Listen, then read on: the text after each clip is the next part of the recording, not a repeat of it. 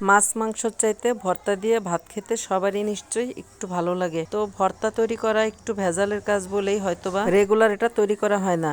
আমি যতটা সময়ে কাঁচকলা ভর্তা করছি তার চাইতে কম সময়ে আমার দুইটা তরকারি রান্না করা হয়ে গেছে। আমার প্রায় 1 ঘন্টার উপরে সময় চলে গেছে এই ভর্তা তৈরি করার পিছনে। তো কি আর করা, একটু মজার কিছু খেতে হলে একটু পরিশ্রম তো করতেই হবে। তো আমি কাঁচকলাটা কেটে সিদ্ধ করতে দিয়েছি, আর এখানে কিছুটা রসুন ছুলে নিয়েছি, আর এখানে 2টো পেঁয়াজ নিয়েছি, আর 6-7টা শুকনো মরিচ নিয়ে নিয়েছি। আর এগুলো আমি তেলের উপরে হালকা করে একটু ভেজে নেব।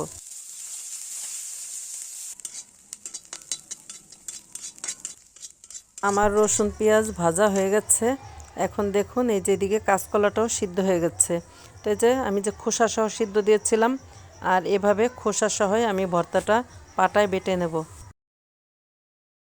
আমি এই যে দেখতে পাচ্ছেন এখানে বেশ অনেকটা সরিষা নিয়েছি। এখানে আমি কালো সরষা নিয়েছি, আপনারা চাইলে এখানে সাদা সরষাও নিতে পারেন।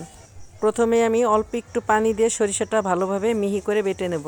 সরিষাটা যেন আস্তে আস্তে না থাকে সেদিকে লক্ষ্য রাখবেন। সরিষাটা যত মিহি করে বাটা হবে ভর্তাটা খেতে ততটাই মজা লাগবে।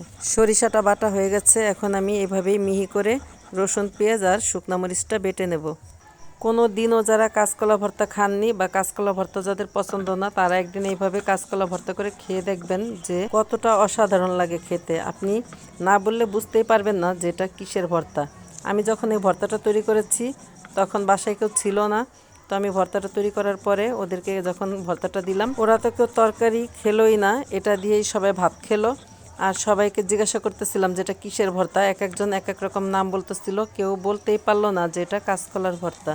আমাদের প্রায় প্রত্যেকের ঘরেই আজকাল ব্লেন্ডার আছে, আর ব্লেন্ডার মেশিন থাকার কারণে আমরা এতটা অলস হয়ে গিয়েছি কি আর বলবো, সেটা আমি আমার নিজেকে দিয়েই বুঝতে পারি।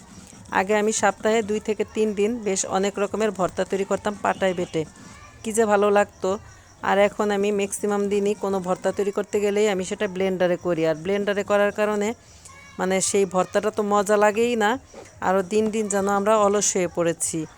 তো এই যে দেখুন আমি পাটায় বেটে ভর্তাটা করতেছি, এতে আমার অনেকটা কষ্ট হচ্ছে, কিন্তু তবুও ভালো লাগতেছে যে আমি পাটায় বেটে অনেক দিন পরে একটি ভর্তা তৈরি করলাম। আমরা দিন দিন আমাদের নিত্য প্রয়োজনীয় কাজগুলো ইলেকট্রিক যন্ত্র দিয়ে করতে করতে আমরা নিজেরও যেন একটা ইলেকট্রিক যন্ত্র হয়ে গেছি।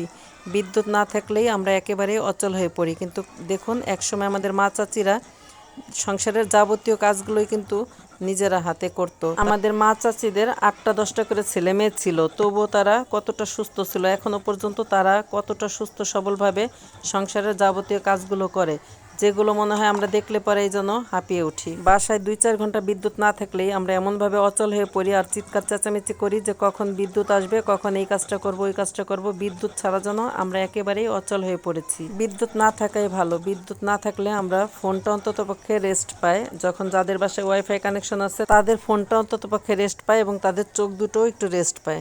এই কথাটা আমি আমার পরিবারের উদ্দেশ্যেই বলতেছি। আমার পরিবারের যে অবস্থা, সারা বাংলাদেশের প্রত্যেকটা মানুষেরই, প্রত্যেকটা পরিবারের একই অবস্থা। আর এখন সাথে যোগ হয়েছে ফ্রি ফায়ার নামের একটি গেমস, যে গেমস আমাদের গোটা জাতিকে গিলে খেয়ে ফেলতেছে। আপনাদের সাথে কথা বলতে বলতে এদিকে আমার ভর্তাটা হয়ে গেছে। দেখুন ভর্তার কালারটা, মাশাল্লাহ ভর্তাটা কতটা লোভনীয় হয়েছে, দেখতেও যতটা সুন্দর, খেতেও অসাধারণ হয়েছে।